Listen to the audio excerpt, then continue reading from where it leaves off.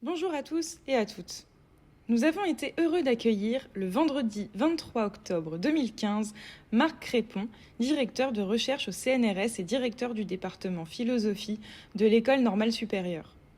Celui-ci est intervenu pour une conférence philosophique sur le thème de l'hospitalité. Cette conférence s'inscrit dans notre cycle Philosophie et éthique.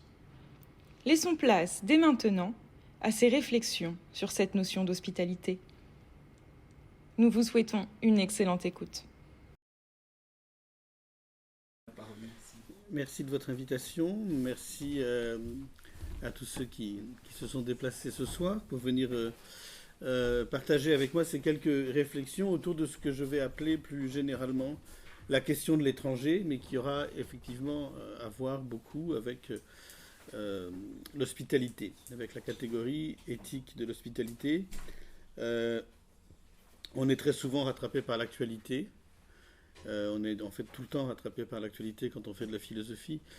Et le programme qui avait été fixé, cette demande qui m'avait été faite d'intervenir sur l'hospitalité, elle date du printemps dernier, c'est-à-dire bien avant tous les événements de cet été, bien avant évidemment cette crise des réfugiés. Je ne suis même pas sûr que le mot crise soit le plus approprié.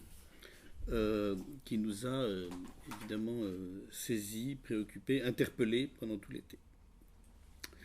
Donc la question de l'étranger. D'abord, de quoi parle-t-on? De quoi va-t-on parler aujourd'hui? Qui désigne-t-on en général comme l'étranger? Est-ce celui qui frappe aux portes d'un pays déterminé, ou plus généralement qui tente de passer d'une façon ou d'une autre ses frontières, de franchir les bras de mer, d'escalader les murs, à moins que, de façon plus conforme au droit, ils n'attendent, bien souvent en vain, que le consulat du pays en question lui délivre un visa. Étranger alors, dans ce cas de figure, étranger alors, il est de l'extérieur, au regard des autorités et des citoyens du pays qu'il aspire à rejoindre,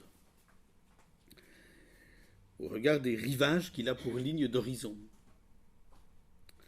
Et la question concerne alors le droit d'accès. La question de l'étranger, c'est alors la question du droit d'accès. C'est les règles qui déterminent de façon variable l'octroi d'un visa.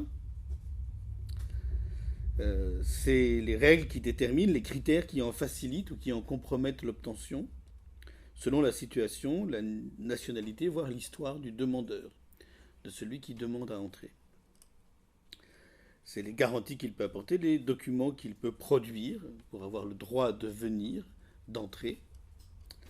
Comme je ne sais pas si vous avez déjà accueilli chez vous des étrangers venant de pays lointains qui ont besoin d'un certificat d'hébergement. Je ne sais pas si vous avez déjà eu à établir des certificats d'hébergement qui déterminent, qui sont l'une des conditions du droit d'entrée des étrangers. Et pour établir ce certificat d'hébergement, il y a un certain nombre de pièces à fournir. Le bail, l'assurance, les conditions de ressources, etc. Donc première question, quand on parle du droit, quand on aborde cette question de l'étranger, première question, qui a le droit d'entrer? Qui a le droit d'entrer et comment régit-on ce droit? Ça, ce sont pour l'instant, je vous donne quelques propos introductifs, ensuite je vais évidemment rentrer plus en détail. Mais l'étranger, comme vous savez, c'est aussi celui qui est déjà là. C'est celui qui est déjà là, et parce qu'il est arrivé un jour, parce qu'il est venu un jour d'ailleurs, parce qu'il est né ailleurs, et qu'il n'a pas de parents français, est considéré comme tel, comme étranger. Et n'a par conséquent pas les mêmes droits. À commencer avant toute chose par ceux que confère la citoyenneté. L'étranger, c'est celui qui n'est pas, qui ne peut pas être, ou auquel on ne permet pas d'être citoyen. Deux questions majeures alors sont posées, qui ne sont pas du même ordre que les précédentes que je viens d'exposer concernant le droit d'entrée. La première, c'est de savoir quels droits sont, malgré ce statut d'étranger qui n'a pas la citoyenneté, quels droits sont reconnus aux étrangers et quels droits les protègent. C'est-à-dire aussi à quelles obligations à quelles règles les États sont tenus de se soumettre quant aux droits qu'ils reconnaissent aux étrangers. En d'autres termes, la question se pose de savoir ce que les États aussi n'ont pas le droit de faire avec leurs étrangers, mais aussi, du même coup, ce qu'ils ont le devoir de faire. Et l'hospitalité a évidemment beaucoup à voir avec ces devoirs dus à l'étranger. Et il y va alors d'une responsabilité des États, sur laquelle je vais longtemps revenir, sur la nature duquel, eh bien, il faudra évidemment qu'on s'interroge. Par exemple, si on s'interroge aux devoirs des États, aux responsabilités des États vis-à-vis des étrangers, on se demandera s'il s'agit d'une responsabilité éthique et ce qu'il en est alors du lien entre cette éthique et le droit des étrangers. Et puis ce que ce lien, et on se demandera ce que ce lien implique d'un point de vue politique. Donc voilà une première question concernant le droit des étrangers qui sont déjà là. Donc vous voyez, je distingue les étrangers qui demandent à entrer, qui ne sont pas encore là, les étrangers qui frappent aux portes des États européens ou autres. Je distingue cette première question-là, et je distingue la question du droit des étrangers qui sont, eux, déjà là, qui sont considérés des étrangers dans le pays qui les accueille. Et je m'interroge à ce moment-là sur les règles de cet accueil, sur les conditions éthiques de cet accueil. Et c'est là que nous allons évidemment rencontrer la question de l'hospitalité. Mais l'hospitalité vaut pour les deux. La question de l'hospitalité vaut à la fois pour la détermination des conditions de l'accueil, avant l'accueil, et puis elle vaut aussi pour la détermination des conditions de l'accueil, après l'accueil, c'est-à-dire une fois que l'étranger est déjà là. Et dans la deuxième question, concernant les étrangers qui sont déjà là, ceux qui sont considérés comme des étrangers et qui sont déjà là, elle est évidemment capitale aujourd'hui, elle est celle de savoir à quelles conditions les étrangers peuvent cesser de l'être étrangers. Comment, en d'autres termes, ils peuvent acquérir la nationalité du pays où ils résident, du pays qui les accueille, avec l'ensemble des droits qui vont avec, au bout de combien de temps, après quelle période de probation, en fonction de quels critères devient-on citoyen du pays dans lequel on vit. Mais comme on sait, cette question que je viens de poser est aussi renversable. Elle est aussi renversable, et au terme du XXe siècle, il n'est pas interdit de rappeler qu'il est aussi arrivé à des communautés d'individus déterminés de perdre ces droits. C'est-à-dire de ne plus être considérés comme des citoyens à part entière, avec les mêmes droits que les autres, c'est-à-dire que étranger, il ne faut jamais l'oublier quand même, étranger, comme l'histoire nous l'a appris, on peut le devenir dans son propre pays. On peut le devenir dans son propre pays et perdre ainsi ses droits. Et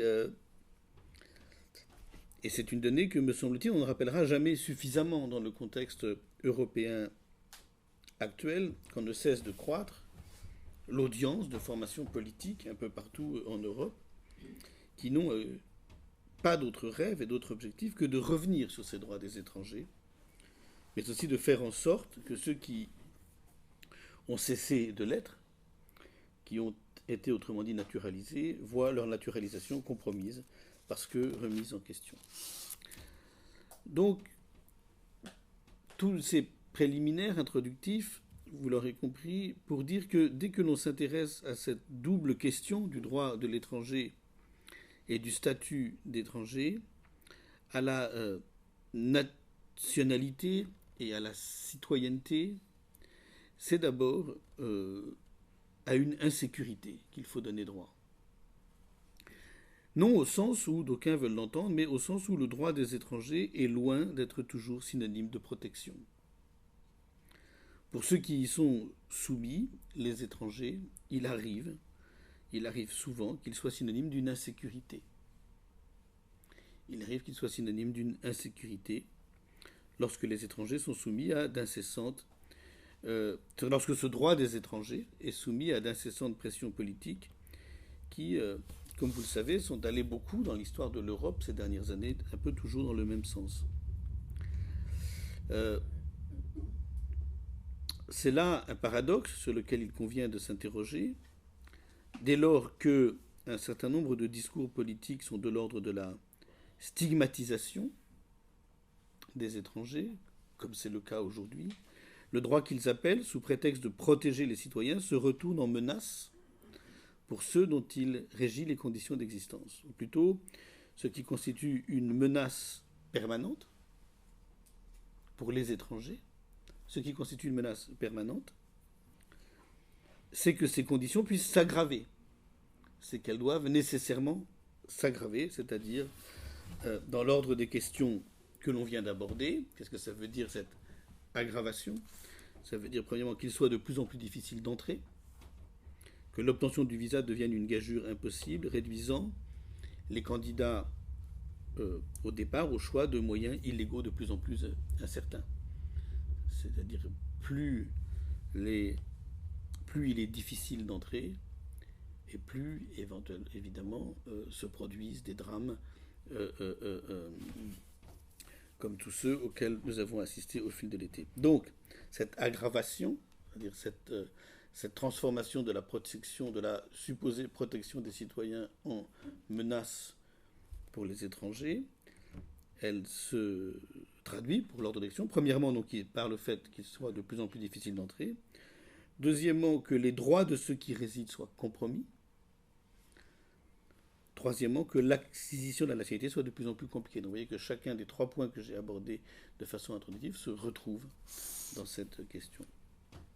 Donc j'en suis toujours là encore à des considérations introductives et nous allons bientôt, je l'espère, entrer un peu plus avant dans les détails en lisant quelques textes sur lesquels je vais vous proposer un voyage à travers quelques textes importants pour aborder cette question de l'étranger, quelques textes sur lesquels il ne m'a pas semblé inutile de s'attarder, mais je ne vous dis pas encore lesquels, je vais vous laisser le soin de les découvrir dans très très peu de temps. Avant d'en venir là, je voudrais encore, de façon liminaire, vous faire partager une réflexion et nouer quelques fils.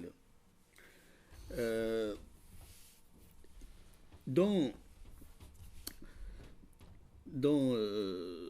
le séminaire qu'il a consacré pendant des années à la peine de mort, le grand philosophe Jacques Derrida expliquait qu'il n'y avait pas de plus grande incarnation de la souveraineté, il n'y avait pas de plus grande incarnation de la souveraineté dans l'histoire du droit que l'exercice souverain du droit de grâce. L'exercice souverain du droit de grâce qui s'apparente à un droit de vie et de mort.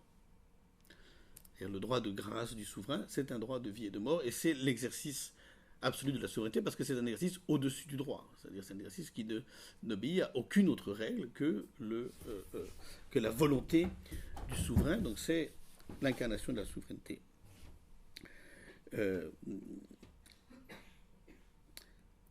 L'exercice souverain du droit de grâce s'apparente à un droit de vie et de mort, qui est le droit de garder en vie ou d'abandonner à la mort qui a fait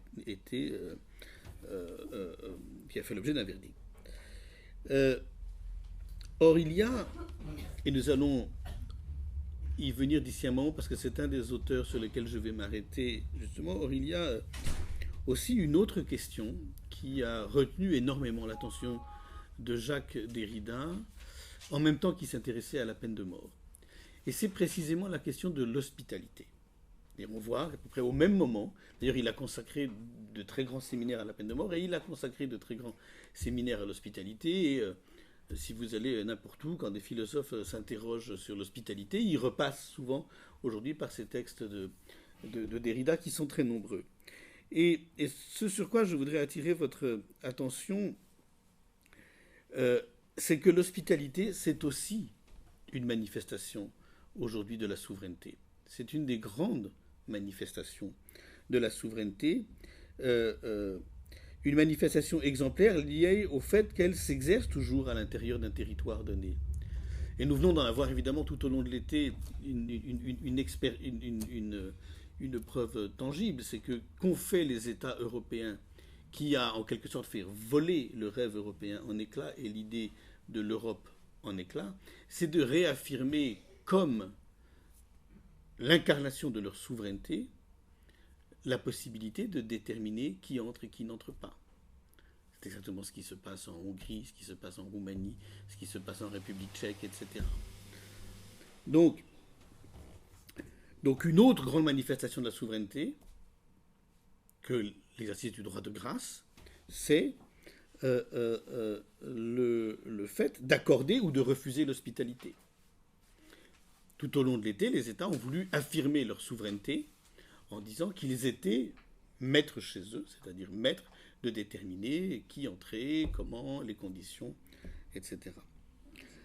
Donc une autre grande manifestation de la souveraineté dans les limites des territoires, c'est le droit d'asile, ou plus généralement le droit d'accueillir sur le territoire ou de refuser l'accès, d'accorder l'hospitalité ou de ne pas l'accorder. Et encore une fois, la meilleure preuve en est que les États sont jaloux de leurs prérogatives perdues dès que ce droit semble leur échapper, comme ils en ont eu l'impression avec cet afflux massif, terrible, de réfugiés tout au long de l'été, comme les États en ont l'impression aussi avec les accords de Schengen qu'ils remettent en question précisément pour cette question. Eh bien, ce que je veux dire ici, c'est que, et c'est ça, et quand on parle aujourd'hui de l'hospitalité, c'est ça qu'il faut savoir, et je pense que c'est ça que nous a rappelé tragiquement, dramatiquement, tous les événements, que nous ont rappelé tous les événements de cet été. Eh bien, ce qu'il faut savoir, c'est qu'il y a un lien entre ces deux exercices de la souveraineté. Parce que ce qui nous a sauté aux yeux cet été, qui était si insoutenable presque, c'est que l'accueil de l'étranger, les conditions de l'hospitalité, le droit de l'hospitalité, le fait d'accorder ou de refuser, c'est aussi un droit de vie et de mort. C'est aussi un droit de vie et de mort, puisque c'est exactement de cette façon-là qui s'est traduit, et c'est ça qui nous a alertés, et c'est ça qui est en train, heureusement, de réveiller quelques consciences. Je le fais aujourd'hui parce que, si vous voulez, venant, vous comprenez bien, voilà, au mois de, je ne sais plus quand, peut-être vous vous souvenez, au mois de mars ou d'avril, j'étais venu l'an dernier parler, de quoi d'ailleurs j'étais venu parler l'an dernier? Je ne me souviens plus, c'était une question de l'autre, d'autrui, de Lévinas, d'Amsiles. Donc on me propose de venir reparler à l'espace André Chédid, ce que j'accepte très volontiers parce que j'avais gardé un très bon souvenir de cette première rencontre, et j'accepte de parler donc de l'hospitalité, j'aurais pu parler de l'amitié, de la fraternité, toutes ces catégories me vont très bien, mais voilà, je ne sais pas pourquoi, je crois que c'est même pas moi qui ai choisi, je crois que c'est vous qui avez choisi à ma place. Je l'accepte, et évidemment je ne peux pas le faire aujourd'hui. Je ne peux pas penser en philosophe à la question du droit d'asile, de l'hospitalité, de l'accueil de l'étranger, dans un monde dangereux qui voit se multiplier des états de violence partout, en Syrie, en Libye, en Érythrée, en Irak, etc. Des états de violence terribles, qui sont aussi une partie de notre rapport au monde, sans savoir que ce droit, effectivement, le droit d'accueillir ou de refuser l'accueil, s'apparente à un droit de vie et de mort. Il n'est pas possible de voir les bateaux s'échouer à quelques mètres du rivage, ni d'assister au massacre des populations civiles en Syrie ou ailleurs. Il n'est pas possible donc de s'interroger sur l'origine des candidats à l'émigration et d'en raconter l'histoire depuis la fin du XIXe siècle, comme elle nous est racontée pour ce qui est des États-Unis au musée d'Ellis Island dans la baie de New York, qui garde la mémoire de toutes les violences du dernier siècle. Il n'est pas possible de songer à tout ceci sans se dire qu'effectivement l'histoire du droit d'asile, l'histoire de l'hospitalité tout au long du XXe siècle, eh bien, c'est aussi, qui est aussi une histoire de l'hostilité. L'histoire de l'hospitalité est aussi une histoire de l'hostilité. Il n'est pas possible de songer à tout ceci sans se dire que cette histoire de l'hospitalité, qui est aussi une histoire de l'hostilité, aura été pour une grande part liée à un droit de vie et de mort. Et que l'hospitalité aura été parfois accordée comme une grâce alors qu'elle réclamait de devenir un droit. Alors, cette question de l'étranger qui arrive dans un pays, qui demande à ce que le droit d'y être lui soit reconnu, à ce que le fait de pouvoir y rester ne soit pas seulement une grâce, mais un droit. Et je vais beaucoup parler de cette différence entre la grâce et le droit. Elle a fait l'objet, comme vous le savez sans doute, de l'un des plus grands romans du XXe siècle. il y a un des grands romans, un des monuments de la littérature mondiale du XXe siècle, qui n'a pas d'autre thème, qui ne parle que de ça. Et qui est, dans le fond, et quand on s'interroge, après, quand on passe en revue un certain nombre de grandes lectures philosophiques de la question de l'hospitalité au XXe siècle, on les voit très souvent, je vous en donne quelques exemples, revenir sur ce roman. Alors vous êtes en train de demander, il arrive à nous le dire, le titre du roman ou pas? Alors là, il joue à quoi? Vous le connaissez ou pas? Est-ce que quelqu'un a une idée, l'entrevoit? Alors je ne sais pas, peut-être tout le monde ne l'a pas lu, mais je pense que quand même un certain nombre... Oui, dites-moi. Hein? Non, c'est pas Camus. Là, c'est pas Camus, c'est Le Château de Kafka. C'est Le Château de Kafka. Alors, Le Château de Kafka, je vais quand même, comme tout le monde ne l'a pas lu, je raconterai très rapidement le château de Kafka. Le Château de Kafka a donné lieu à... Alors, le Château de Kafka, juste en 2 mots, comme ça je vais raconter, le Château de Kafka raconte l'histoire d'un homme qui est un arpenteur, qui arrive dans une contrée mystérieuse, parce qu'il y a été appelé, enfin on ne sait pas très bien qui l'a appelé, etc., et qui cherche en vain à s'y installer et à ce qu'on lui reconnaisse le droit d'y rester. Et il se heurte évidemment à des murs d'hostilité, d'incompréhension, et donc le château est une sorte de parabole de cette errance de l'étranger arrivé sans être arrivé, arrivé sans être arrivé au sens où il pourrait s'installer, qui réclame en vain que le droit d'être là où il est, que tous les droits lui soient reconnus. Et alors si je vais m'attarder sur ce roman à un moment, c'est parce que il a donné lieu à une quantité considérable d'interprétations littéraires sans doute, mais philosophiques aussi au XXe siècle, qui l'ont lu en ce sens, c'est-à-dire comme une grande parabole de la question de l'étranger.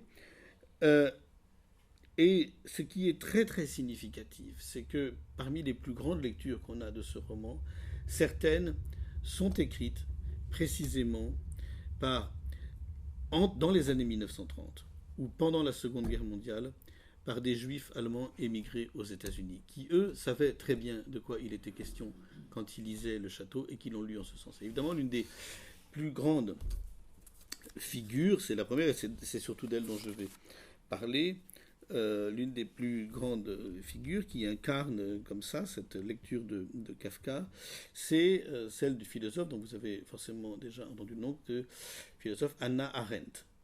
La grande philosophe Hannah Arendt, qui donc fuit l'Allemagne nazie après être passée par la France dans les années 1930 et qui arrive aux États-Unis, et dans un article paru en 1944 dans une revue qui était vraiment une des revues politiques de l'époque, notamment précisément pour les émigrés de ça, qui s'appelait la Partisan Review.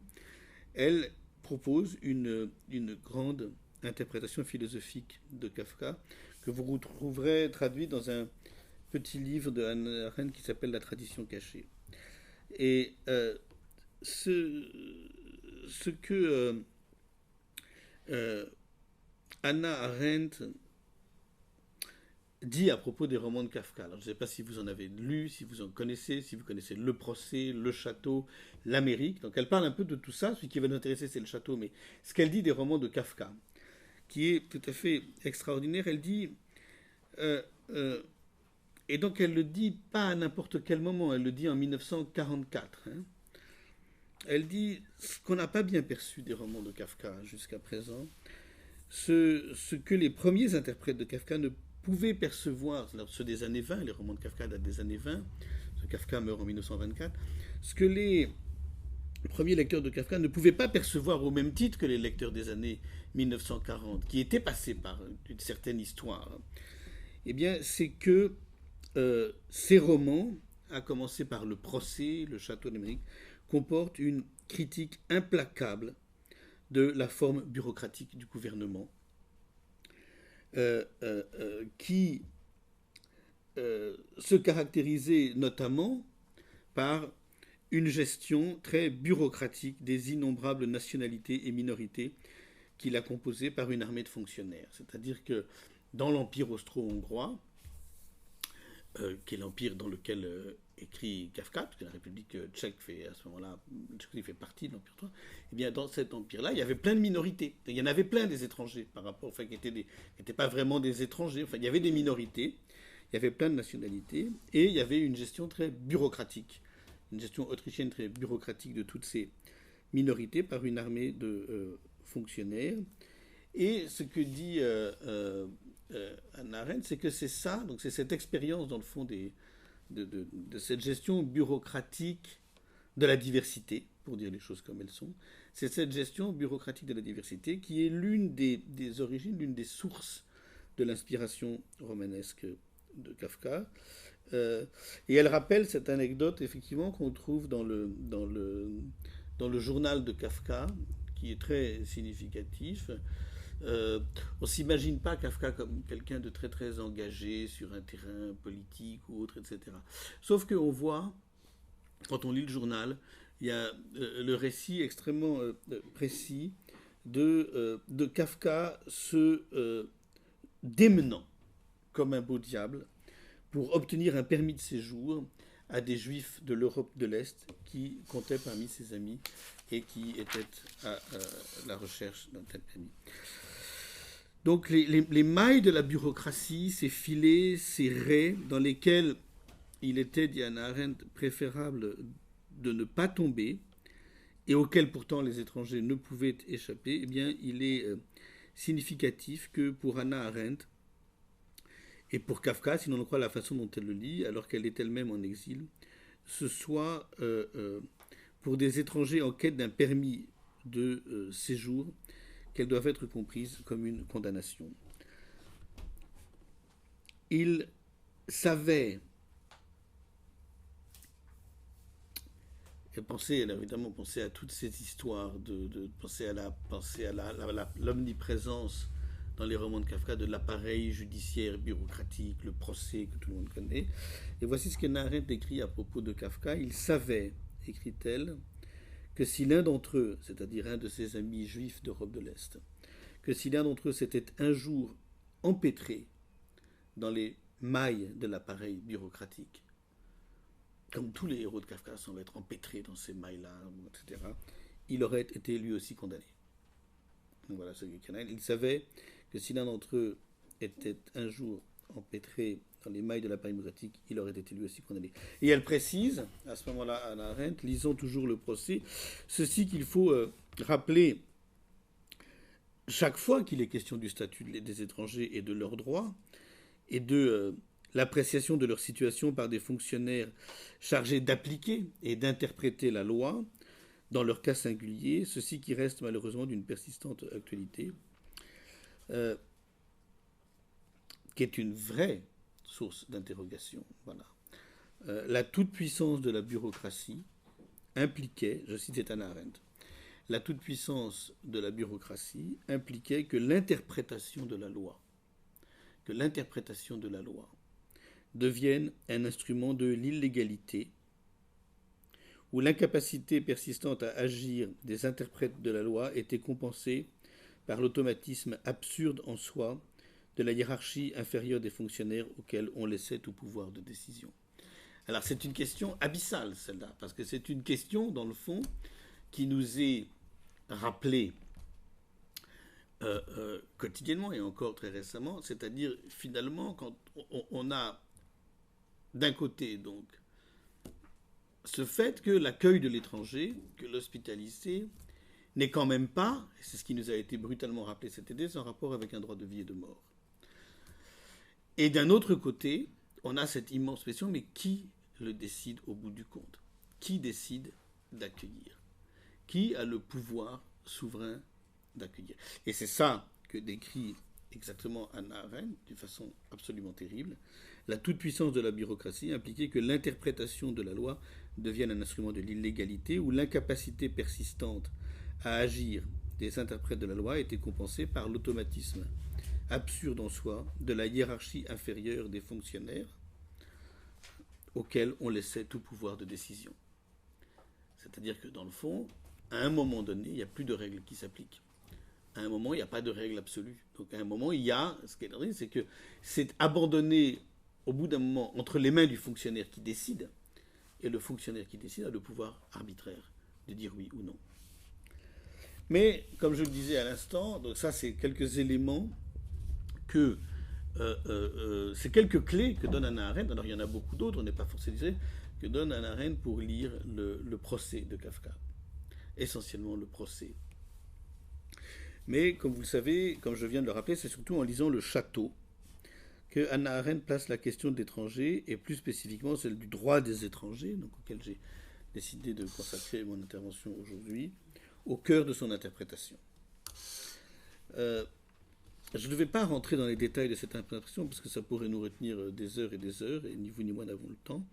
Mais je voudrais signaler 4 points qui me semblent intéressants pour cerner un peu cette question, pour faire apparaître quelque chose. Donc je vous ai raconté le château, pour ceux qui n'ont pas lu, j'espère que ça vous donnera envie de le lire. Pour le château, donc le château, l'histoire de cet arpenteur qui arrive dans un pays un peu mystérieux, obscur, et qui demande, qui cherche en vain à joindre les autorités qui vont lui donner le droit de rester. Et là, évidemment, les 4 points que je vais retenir dans l'analyse d'Arendt sont des points que je n'ai pas choisis au hasard et qui ont une résonance terrible aujourd'hui dans notre actualité européenne. D'abord, l'arpenteur K est décrit tout au long du roman, pour ceux qui l'ont lu, comme un étranger dont les prétentions sont modestes et en même temps vitales. Et j'insiste, modeste et en même temps vitale. C'est-à-dire, elle renvoie à quelque chose qui pourrait aisément passer pour un minimum vital. Pour un minimum vital que Hannah Arendt décrit dans les termes suivants: s'installer, donc je cite, devenir un concitoyen, bâtir sa vie en se mariant, en trouvant un emploi, bref, en devenant un membre. Et alors c'est la dernière expression qui est terrible. Donc, je répète, s'installer, devenir un concitoyen, bâtir sa vie en se mariant, en trouvant un emploi, bref, en devenant un membre utile de la communauté humaine. Et je trouve cette expression terrible, je trouve qu'elle dit tout, en devenant un membre utile de la communauté humaine. Ce sont, dit Hannah Arendt, qui poursuit, des choses très générales. Mais surtout, et là nous touchons peut-être à l'essentiel, et en tout cas à ce qui va lier, ce qui lie fondamentalement la question de l'étranger et celle des droits de l'homme. Elle précise donc des choses très générales, mais aussi des choses qui semblent octroyées à l'homme dès sa naissance. C'est-à-dire qu'effectivement, on devrait considérer que s'installer, devenir un concitoyen, bâtir sa vie en se mariant, en trouvant un emploi, bref, en devenant, que devenir un membre utile de la communauté humaine, ce sont des choses qui semblent octroyées à l'homme dès sa naissance, qu'elle désigne encore d'une autre expression, qui est une expression extrêmement forte, qui traverse l'histoire du XXe siècle, le minimum requis pour l'existence humaine. Donc le droit des étrangers, la question de l'étranger, la question de l'hospitalité, cette immense question qui nous est revenue au plein cœur de nos existences quotidiennes durant tout l'été et qui ne va pas cesser de revenir, c'est une question qui nous interpelle parce qu'elle a trait au minimum requis pour l'existence humaine. Ça, c'était le premier point. Deuxième point. Ce qui compte, explique Hannah Arendt, c'est que si l'arpenteur lutte pour ce minimum, si cet arpenteur qui frappe lutte pour ce minimum, ce n'est pas pour se le voir octroyé de façon arbitraire et par conséquent réversible.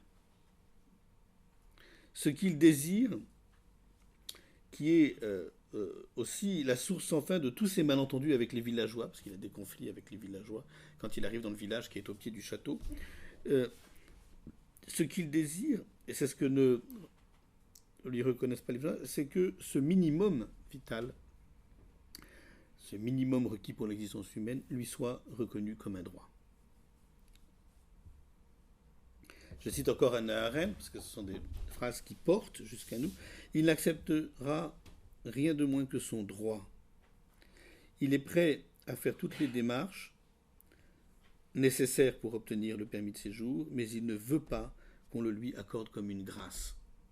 Et évidemment, quand Hannah Arendt écrit ça en 1944,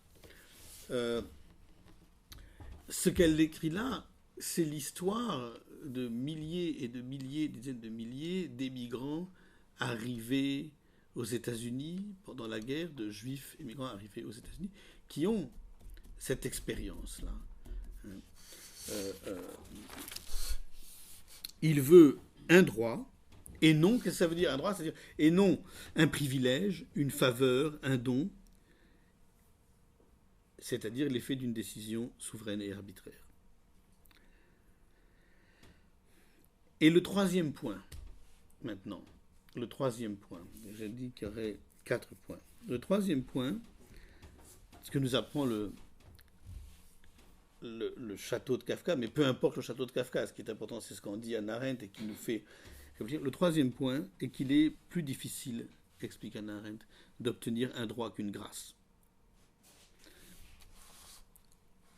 Et que l'insistance de K c'est le nom de l'arpenteur, K comme Kafka évidemment, bon, bien sûr tout le monde a compris, et que l'insistance de K à demander que lui soit reconnu ce droit est la source première de son malentendu avec les villageois. K pour eux ferait mieux d'accepter son destin. Et ce destin qu'il devrait accepter de subir à vie, c'est d'être par nature tributaire de la grâce ou de la disgrâce, de la bénédiction ou de la malédiction. Et j'ai évidemment pas besoin d'insister, tout le monde ici comprend très bien l'enjeu de ces distinctions, je les crois en effet tout à fait capitales, parce que ce que le droit des étrangers devrait se donner pour tâche de corriger, de contester, de contrarier, et pour finir de contredire, c'est la vox populi qui voudrait rappeler aux étrangers en permanence, et sur un ton toujours menaçant qui tient à la réversibilité de la grâce et de la bénédiction, qui voudrait rappeler aux étrangers que leur séjour est déjà en soi une grâce et une bénédiction dont ils devraient se montrer à jamais reconnaissants. Et comme vous le savez, c'est le plus souvent l'inverse qui se produit. Je faisais tout à l'heure le rapprochement entre la peine de mort et le droit des étrangers, et il ne vous aura pas échappé que ce sont souvent, un peu partout en Europe, les mêmes formations politiques qui réclament le rétablissement de la première, la peine de mort, et l'abolition du second, le droit des étrangers. Et un lien entre les deux questions est qu'elles ont toutes les deux affaire à de l'idiosyncrasie qui confond la vengeance ou le ressentiment et les pulsions régressives qui les accompagnent avec un sentiment de justice. Ce que Hannah Arendt, et c'est le quatrième point, et après je passerai à autre chose, ce que Hannah Arendt souligne alors avec une remarquable acuité, c'est cet étrange paradoxe qui définit la situation de l'étranger et sa perception comme telle. L'étranger n'est pas étranger aux yeux des autres en tant qu'il est privé des droits de l'homme, qu'il conviendrait dès lors de lui voir reconnu, mais en ceci qu'arrivant, il les réclame. Tout le problème de l'arpenteur dans le château, c'est qu'il les réclame, ces droits. Il les réclame. Le problème de l'étranger, ce n'est pas qu'il soit étranger, c'est qu'il demande des droits. Alors je ne vais pas m'étendre au-delà sur cette interprétation, qui est évidemment très inspirée de l'esprit de l'époque, cet esprit de l'époque qui transparaît à chaque ligne, cette question qui est centrale dans le travail de Hannah Arendt. Hannah Arendt, c'est le premier très grand penseur de cette question, la question des migrants, des apatrides, des étrangers. Je voudrais, peut-être j'y reviendrai tout à l'heure, mais je vois que le temps passe très très vite. Je voudrais juste vous dire pour conclure ce long détour que j'ai fait par la lecture du château, mais ô combien éclairante, la dernière phrase de l'essai que Hannah Arendt consacre au château de Kafka. C'est une phrase qui donne terriblement à penser. Étant donné que les héros de Kafka ne sont pas des personnes réelles, avec lesquelles il serait monstrueux de s'identifier, mais qu'ils ne sont que des modèles qui restent dans l'anonymat, quand même ils reçoivent un nom, nous avons l'impression que chacun de nous est appelé, convoqué. Car cet homme de bonne volonté peut être n'importe qui, et tout un chacun, peut-être même toi et moi, écrit Hannah Arendt en 1944 à propos de cette question. Ce long détour que nous venons de faire en lisant Hannah Arendt, elle-même lisant Kafka, il m'a semblé nécessaire de le faire pour prendre la pleine mesure de ce qu'engage le droit des étrangers, qui est ce minimum vital. Qui est ce minimum vital auquel on devrait avoir droit de par sa naissance, et pour souligner le paradoxe selon lequel les offensives auxquelles est exposé le droit des étrangers concernent moins l'assurance de ce minimum vital que sa compromission ou sa suppression, comme si la fonction des États et des politiques d'immigration n'était pas d'assurer ce minimum vital, que je prends soin de ne pas identifier trop vite, pas encore du moins au respect de la dignité humaine, mais de veiller à ce que les étrangers n'en abusent pas, à le contrôler, à l'encadrer, à en compliquer la garantie. Dès qu'on parle du droit des étrangers, que confirment tant de déclarations et tant de supports médiatiques, ce n'est le plus souvent pas pour les réclamer, ces droits, parce qu'il serait indispensable à un État qui se réclame lui-même des droits de l'homme et du citoyen de les reconnaître, mais pour exiger qu'ils soient limités. Comme si la question du droit des étrangers était toujours, étrangement, hantée par le spectre de l'abus. Et si nous disposions d'un temps infini, ce qui n'est vraiment pas le cas, nous devrions analyser en détail toute cette rhétorique de l'abus qui empoisonne la question, faisant des étrangers ce que le sociologue Zygmunt Bauman appelle une cible de substitution et contribuant à ce que j'ai pu appeler pour ma part la sédimentation de l'inacceptable. Donc voici les données du problème. D'un côté, les étrangers, comme l'arpenteur de Kafka, sont en attente de droits. Ils ont droit à des droits qui garantissent ce minimum vital, en même temps qu'ils protègent de l'arbitraire, pour tout ce qui concerne les décisions qui engagent leur possibilité de vivre et d'exister, comme des individus à part entière sur un territoire donné. Mais d'un autre côté, les droits qui leur sont reconnus se définissent comme des conditions, ou plutôt ils multiplient les conditions pour entrer, pour rester, pour travailler, pour avoir droit à telle ou telle protection garantie par l'État. Des conditions dont l'objectif premier, la finalité première n'est pas la justice, n'est pas une exigence de justice, sauf à entendre celle-ci en un sens aussitôt exclusif et discriminant, sauf à identifier la justice à je ne sais quelle préférence.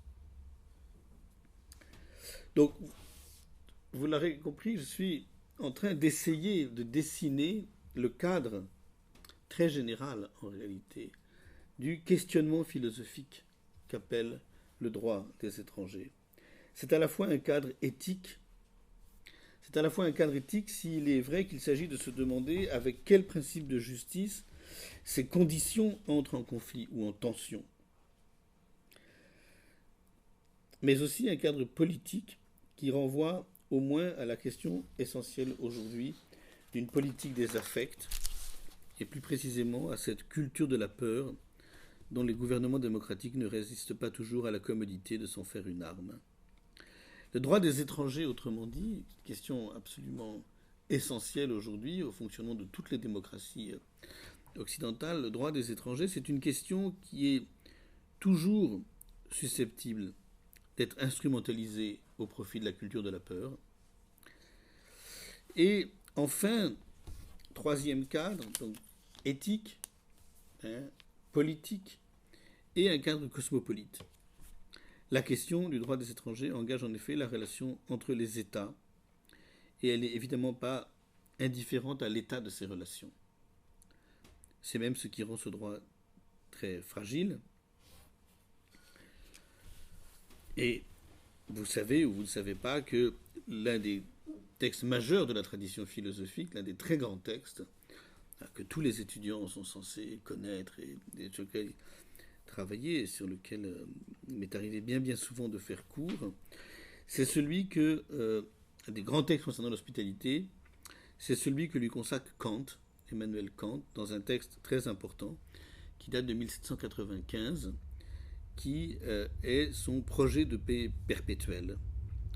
Et c'est un texte intéressant, c'est un texte qui fait de l'hospitalité, et on est tellement là-dedans aujourd'hui quand même, c'est-à-dire on est tellement confronté à ça, qui fait de l'hospitalité, c'est-à-dire de l'accueil des étrangers, le thème du 3e article définitif pour la paix perpétuelle. Donc c'est un projet de paix perpétuelle qui énumère un certain nombre de conditions pour la paix perpétuelle et qui expose, comme la 3e de ces règles, cette chose suivante. Je vous cite cet article, que j'aurais pas le temps de commenter, de lire en détail, il faudrait s'attacher à chaque mot et on pourrait y passer 10 heures, qui est le suivant, qui dit « Le droit cosmopolitique doit se borner aux conditions d'une hospitalité universelle. » Le droit cosmopolitique doit se borner aux conditions d'une hospitalité universelle. Qu'est-ce que ça veut dire, le droit cosmopolitique doit se borner aux conditions d'une hospitalité universelle? C'est-à-dire que où nous prenons au sérieux le fait de notre appartenance au monde, c'est-à-dire le fait qu'aujourd'hui on ne peut pas se définir simplement, on ne peut plus se définir par son appartenance à une communauté nationale déterminée, que nous vivons dans un monde ouvert et nous vivons et que donc une des multiples formes qui définit notre appartenance, c'est l'appartenance au monde, à un même monde. Eh bien, si nous voulons prendre au sérieux cette appartenance au monde, eh bien, le droit qui lui correspond se borne aux conditions d'une hospitalité universelle. Et là, Kant donne une magnifique définition de l'hospitalité. Et si j'avais été très paresseux, je serais contenté de vous donner cette définition d'hospitalité, peut-être en disant 2-3 mots avec, et puis voilà. Et qu'est-ce que ça veut dire hospitalité, dit Kant? C'est incroyable de voir Kant, 1795, définir l'hospitalité. Et moi, vous lisant cette définition de Kant, j'ai plein d'images de l'été qui me reviennent. J'ai plein d'images de tout cet été. C'est des images de barbelés, des images de brutalité, comme celles qu'on a pu voir en Hongrie ailleurs. Et Kant donne la définition suivante de l'hospitalité. Hospitalité, écrit-il, hospitalité signifie donc uniquement, hospitalité signifie donc uniquement le droit qu'a chaque étranger de ne pas être traité en ennemi dans le pays où il arrive. Tout est dit. Parce que ça aussi, c'est le château de Kafka. Là aussi, ce que raconte le château de Kafka, c'est que progressivement, que ce soit par les villageois, que ce soit par les autorités, l'arpenteur qui arrive est progressivement traité de plus en plus, de multiples façons, comme un ennemi dans le pays où il est arrivé.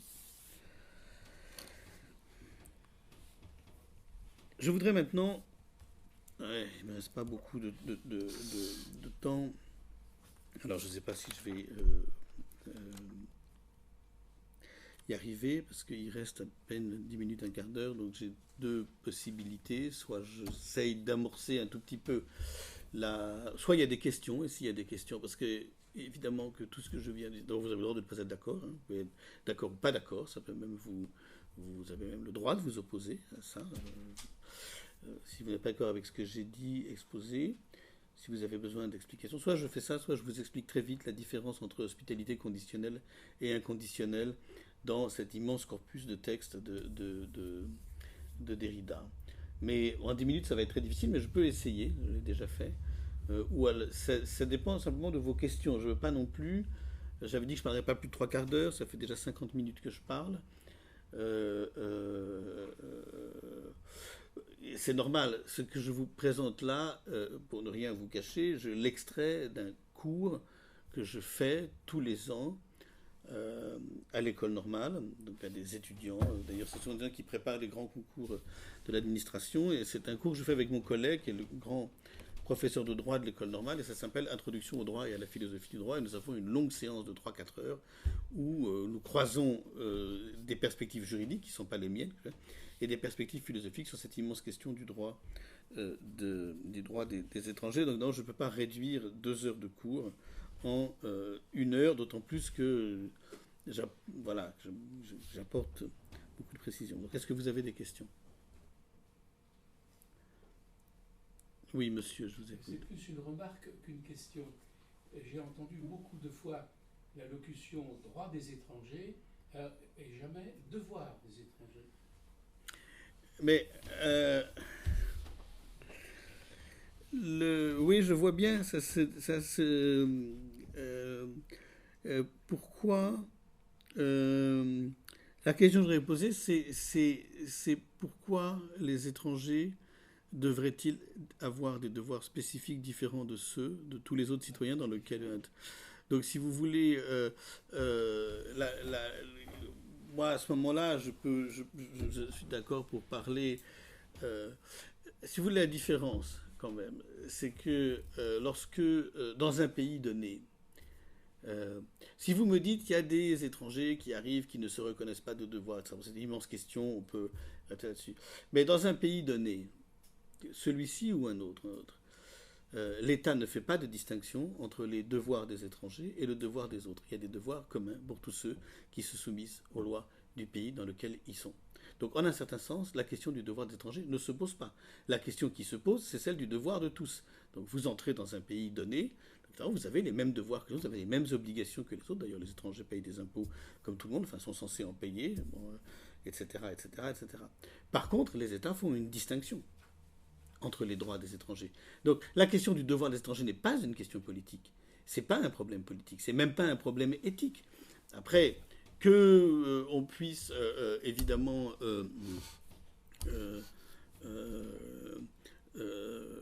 s'interroger sur, alors en sociologue, sur le fait que il peut y avoir des problèmes d'intégration et que des étrangers ont du mal à se plier aux obligations et aux règles et aux devoirs du pays dans lequel ils sont. Moi, je suis d'accord, on peut faire une analyse sociologique de ça, tout à fait d'accord. Mais vous voyez bien que sur un plan juridique, sur un plan politique et même sur un plan éthique, la question ne se pose pas parce que l'État ne reconnaît pas de différence entre quelque chose qui est les devoirs des étrangers et les devoirs des citoyens. Par contre, tous les États font des différences entre les droits des étrangers et les droits des citoyens. Oui, j'ai un exemple qui me vient, c'est pas des étrangers, mais récemment, très récemment, parce qu'on a voulu faire sortir de prison quelqu'un pour qu'il assiste à l'enterrement, qui était en prison, et alors on a brûlé des tas de voitures, on a saccagé une gare, parce que les droits juridiquement, les devoirs, ils sont reconnus, les devoirs juridiquement, mais dans les faits, c'est pas forcément pareil. Donc il faudrait peut-être une éducation aux devoirs des étrangers. Oui, mais ça, si vous voulez, éducation, c'est-à-dire quand vous dites éducation, si vous voulez, la question des étrangers ne se limite pas à la question des droits et ne se limite pas à la question de l'hospitalité. Elle est beaucoup plus vague que ça. Moi, j'ai choisi aujourd'hui, puisque d'abord c'est ça qui m'a été demandé, c'est une commande en quelque sorte, de parler de l'hospitalité, du droit des étrangers, etc. Et encore, je n'ai fait qu'effleurer les problèmes et de mettre en place un certain nombre de choses et de rappeler des choses qui me tiennent à cœur. Mais vous imaginez bien que je prétends pas, en 1 heure et avec le focus qui a été le mien là, avoir épuisé la question de l'étranger à ma place, mais ça ne serait pas la même série. C'est-à-dire que là, cette intervention s'inscrit dans une série de réflexions autour de catégories éthiques ou morales qui nous interpellent, qui nous donnent à réfléchir, la fraternité, l'hospitalité, l'amitié, etc. Donc moi j'ai abordé la question de l'étranger par ce biais, mais on pourrait imaginer une autre série qui serait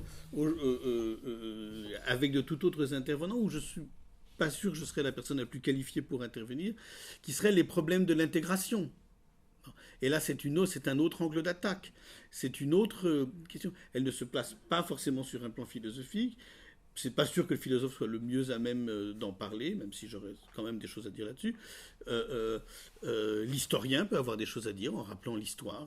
Le sociologue peut avoir des choses à dire, etc. Donc, vous voyez ce que je veux dire. Donc, j'entends bien le fait que vous rappelez, et on peut évidemment donner, mais c'est encore un autre ordre de questions. Et par contre, ce que je pense, c'est que, et alors ça, c'est que ces problèmes de violence, ces problèmes de délinquance, je veux bien même reconnaître. Tout ça, ne faisons pas d'angélisme. Ces problèmes de violence, ces problèmes de délinquance, évidemment, exigent de l'État des réponses qui sont d'ordre divers. Il peut y avoir une réponse judiciaire, il y a certainement une réponse, je le pense, qui passe par l'éducation, il y a une réponse qui passe par la formation, par l'emploi, par tout un tas de choses, etc. Bon, et qui n'ont peut-être pas été traitées.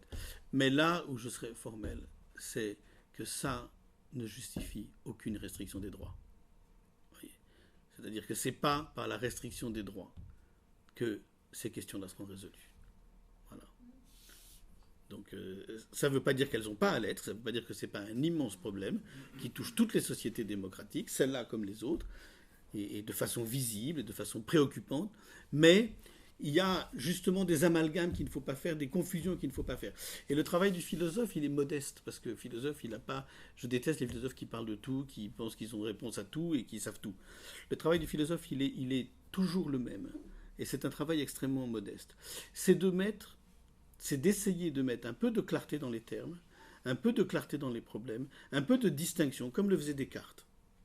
Un peu de clarté, un peu de distinction, là où des forces multiples, politiques, idéologiques, parfois même religieuses, mettent de la confusion.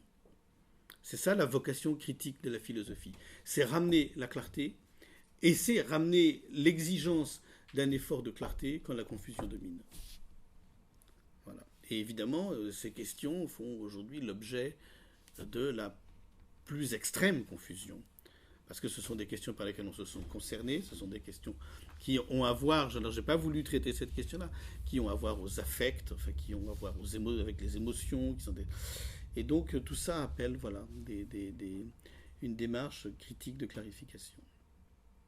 Alors est-ce qu'il y a encore une question? Je vais laisser de côté l'hospitalité conditionnelle et inconditionnelle, parce que là, en réalité, c'est une autre heure. Donc voilà. Si... Juste une petite remarque, parce que moi ça me fait penser à une exposition qui avait eu lieu au Musée de l'Homme. Une exposition au Musée de l'Homme qui traitait de tous parents, tous différents.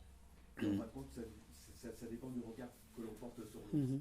Et ça dépend où on met les barrières, où on met les frontières. Et c'est ce que vous disiez tout à l'heure, est-ce que l'universalisme donne en effet l'idée d'appartenir à un ensemble. Et donc, à partir de moment, il n'y a plus de frontières. Et donc, l'étranger n'existe plus. Voilà, c'est un peu le... D'accord. J'entends votre remarque. Voilà. C'est des questions extrêmement complexes, des questions explosives. Vous parlez du Musée de l'Homme d'exposition. Vous savez que le Musée de l'Homme vient de réouvrir ses portes. Ils vont faire... il y a les collections permanentes et il y a des projets de grande exposition. Et la première grande exposition qui devait avoir lieu et qui aurait dû être inaugurée en 2016, je pense. Je le sais parce que je fais plus ou moins partie du comité scientifique de cette exposition. Là, il y a tout, il y a des anthropologues, il y a des gens de tous horizons. Et puis, comme toujours, il y a un philosophe qu'on met comme ça ça fait bien d'avoir un philosophe dans le comité. Et c'est sur les préjugés racistes. Et c'est tellement compliqué, c'est tellement difficile de faire cette exposition. Elle aura lieu, ça va être un événement, tout le monde va en parler, tout le monde va la critiquer, tout le monde va être. Mais c'est pour vous dire à quel point nos sociétés sont confrontées à ces questions-là, avec lesquelles je pense qu'on va être amené à vivre encore longtemps. Et elles demandent un certain nombre de démarches. Et elles demandent surtout, ce qui est très compliqué, Ce qui est très compliqué, si vous voulez, c'est l'énorme décalage entre la puissance des préjugés, la puissance des opinions, la puissance des simplifications, l'énorme écho médiatique qui peut être donné à n'importe quelle absurdité, n'importe quelle provocation d'avancer, et vous voyez certainement très bien à quoi je fais allusion, et le travail de fourmi, le travail patient des scientifiques ou des savants, c'est-à-dire des anthropologues, des philosophes, des ethnologues, de tous ceux qui essayent, des sociologues aussi, voilà, qui heureusement de temps en temps ont la chance de pouvoir s'adresser à un public comme vous qui fait l'effort, voilà, au lieu de regarder, je sais pas ce que vous de faire autre chose le samedi, un vendredi soir, de venir écouter une conférence sur la question. Et donc, je vous remercie infiniment d'être venu ce soir et de m'avoir écouté pendant une heure. C'est exactement la même impression que j'avais eue il y a une heure, il y a un an, par exemple, c'est-à-dire d'une attention, et j'ai la conviction qu'il y a dans la société un immense besoin de philosophie, et qu'il faut juste aller à sa rencontre et aller le trouver. J'étais il y a 3 semaines à Uriage, où il y a un festival de philosophie à Uriage, et c'était pareil, c'était un samedi après-midi, et il y avait un match de rugby, je pensais qu'il n'y aurait personne, il y avait 200 personnes dans la salle, et je me suis dit, ben voilà, c'est ça, donc ça veut dire qu'il faut y aller. Voilà, ben, je vous remercie.